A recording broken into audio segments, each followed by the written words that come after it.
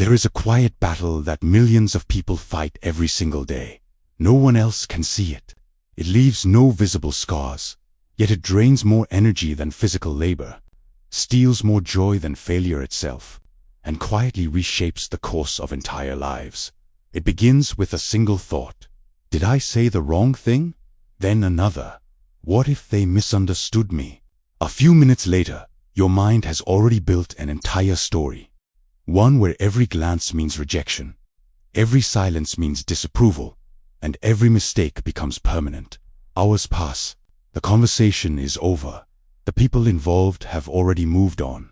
But your mind hasn't. Keeps replaying the same scene, searching for an answer that may not even exist. Most people believe this is intelligence. They believe thinking more will eventually produce clarity. But what if the opposite is true? What if the constant need to analyze every possibility isn't a sign of wisdom, but a habit your brain has mistaken for safety? Because overthinking rarely begins with curiosity. It begins with fear. Fear of making the wrong decision. Fear of disappointing someone. Fear of losing control. Fear of a future that hasn't happened yet. Your brain doesn't know the difference between a real threat and an imagined one. To your nervous system, worrying about tomorrow can feel surprisingly similar to facing danger today. Thousands of years ago, this system kept human beings alive. If our ancestors ignored unusual sounds in the forest, they didn't simply lose an opportunity. They could lose their lives. So the brain evolved to notice danger first. Even today, that ancient wiring remains.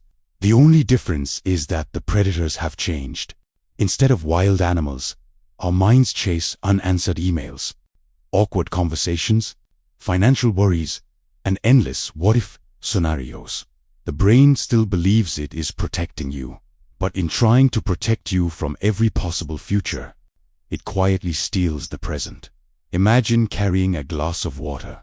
For a few seconds, it feels weightless. Hold it for a minute and your arm begins to tire. Hold it for an hour, and the pain becomes impossible to ignore. The water never became heavier. You simply carried it for too long. Thoughts work the same way. A single worry isn't dangerous. Holding on to it for hours, days, or even years is what creates suffer. The problem isn't always the thought itself. It's your relationship with the thought. This is one of the greatest misunderstandings about the human mind. Most people believe they must eliminate negative thoughts before they can experience peace. But peace doesn't come from controlling every thought. Peace comes from recognizing that not every thought deserves your attention. Think about the sky after a storm. Clouds drift across it without asking permission. Some are dark, some are light, some disappear within moments. The sky doesn't fight them. It simply allows them to pass. Your mind works in much the same way. Thoughts appear, thoughts disappear.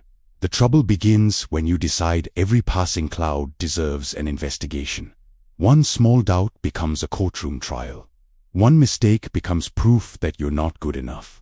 One uncertain future becomes a disaster your brain starts rehearsing as though it has already happened. Here's something remarkable. Researchers estimate that thousands of thoughts pass through our minds every day. Many are repetitive. Many are inaccurate. Many contradict each other. Yet we instinctively treat each one as if it were a reliable piece of evidence. Imagine believing every stranger who walked past your house. It would seem absurd. Yet many of us believe every sentence our own minds produce without question. Your thoughts are not facts. They are possibilities, predictions, interpretations, memories filtered through emotion. Sometimes they're useful. Sometimes they're wildly misleading. Learning the difference changes everything. A young architect once spent 6 months preparing the presentation that she believed would define her career. Every evening she rehearsed. Every weekend she revised. The closer the presentation came, the more convinced she became that one mistake would ruin everything she had worked for. She imagined forgetting her words. She imagined her boss looking disappointed. She imagined colleagues whispering after she left the room. By the morning of the presentation, she had already lived through failure hundreds of times inside her own imagination. Then something unexpected happened. The presentation went well. Not perfectly, but well enough that it led to another opportunity, and then another. Months later, she admitted something surprising. The presentation had never been the hardest part. Living inside her own mind beforehand had been. How many moments of your own life have been stolen by futures that never arrived? How many opportunities have felt terrifying simply because your imagination painted them that way? The human brain is extraordinary, can invent masterpieces, solve impossible problems, build civilizations, but it can also become trapped inside loops of its own creation. And once those loops begin, they often feel impossible to escape. Fortunately, the mind follows patterns, and patterns can be changed, not overnight, not through force, but through understanding. Because the moment you understand why your brain overthinks, you stop seeing yourself as broken. You begin seeing yourself as someone who simply learned a habit that can be unlearned. And that realization is where real freedom begins. There is an old story about a traveler who arrived at the edge of a river just before sunset. The water wasn't deep. There was no strong current. Yet the traveler stood there for hours, trying to decide the safest place to cross. He examined every rock. He measured every ripple. He imagined slipping. He imagined losing his belongings. He imagined what might happen if the current suddenly became stronger. Meanwhile, another traveler arrived, looked carefully for a moment, chose a reasonable path, crossed the river and continued his journey. Neither traveler had certainty. The difference was that one believed certainty had to come before action. The other understood something far more valuable. Clarity often comes after the first step. This is where overthinking quietly steals our lives. We wait for perfect confidence, perfect timing, perfect certainty, perfect preparation. But perfection is a destination that keeps moving every time we get closer. The mind whispers, just think about it a little longer. One more day, one more comparison, one more opinion. And before long, weeks become months, months become years. Entire chapters of life disappear while we're waiting to feel ready. Here's a question worth asking. Have you ever looked back at something you worried about for weeks, only to realize it barely mattered? Most people have. That's because our brains are surprisingly poor at predicting how intensely we'll feel about future events. Psychologists sometimes call this impact bias, our tendency to overestimate how long or how deeply future events will affect us. We believe today's mistake will haunt us forever. We believe rejection will define us. We believe failure will become permanent. Yet life has a remarkable way of moving forward. The meeting ends, people forget, new opportunities appear, the story changes, but our minds rarely tell us that. They tell us the future is fixed. It isn't. Every day, millions of people carry problems that no longer exist, not because the problems are real, but because the memory of them continues playing in the mind. Imagine watching the same movie every night before bed. Eventually, you know every line, every scene, every ending, yet you still react as though it's happening for the first time. Overthinking works exactly like that. The brain keeps replaying familiar fears, hoping repetition will somehow create a different ending. But repetition doesn't produce wisdom, produces exhaustion. One of the most powerful shifts you can make is surprisingly simple. Instead of asking, what if everything goes wrong? Ask, what if my mind is exaggerating the danger? That single question creates distance between you and the thought, and distance creates freedom. Because thoughts lose much of their power the moment you stop treating them as commands. They become observations, suggestions, passing weather, not reality. This doesn't mean ignoring problems. Real problems deserve thoughtful action. Imaginary problems deserve far less attention than we usually give them. There's an important difference between thinking and ruminating. Thinking moves toward a solution. Rumination moves in circles. Thinking asks, what's the next step? Rumination asks, why am I like this? Thinking creates momentum. Rumination creates paralysis.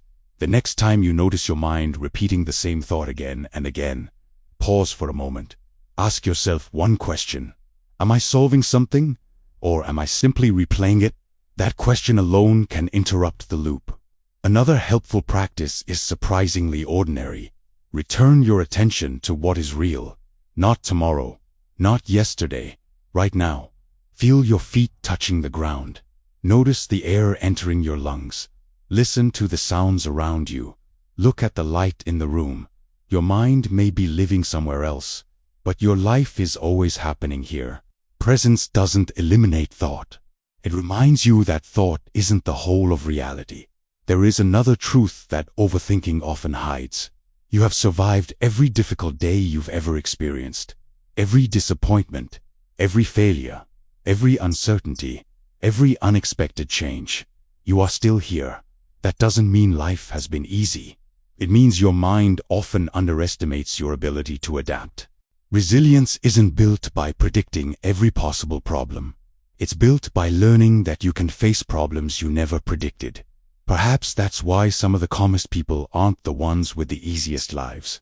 They're the ones who no longer demand certainty before taking action. They trust themselves more than they trust their fears. That trust changes everything. Because confidence is not the absence of uncertainty. Confidence is the willingness to move despite it. Imagine how different your days would feel if every thought didn't require your approval. If every fear didn't deserve an investigation. If every uncertainty wasn't treated like an emergency. Your mind would become quieter.